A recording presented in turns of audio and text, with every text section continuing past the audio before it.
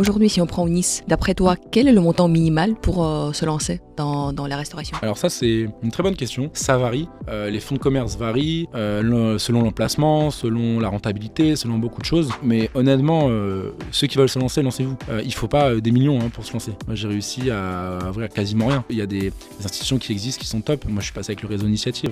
Initiative, j'ai pris un taux 0 sur 5 ans, je suis en train de le rembourser encore, donc 7 ans, où c'est du taux 0. Et c'est considéré comme de l'apport. Honnêtement, pour moi, la chance que j'ai eue, c'est que j'ai un entourage qui est un peu dans la finance, un peu dans les banques, un peu dans la gestion, donc j'ai bien été entouré par rapport à ça et ça a été ma force de réussir à avoir les bons conseils.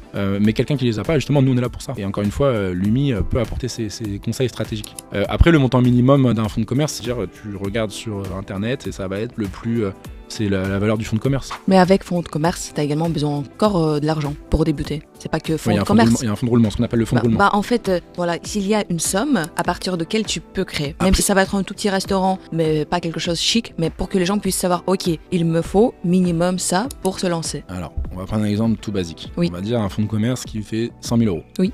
100 000 euros, il va falloir apporter au moins 20%. 20% plus les taxes, les intérêts, etc.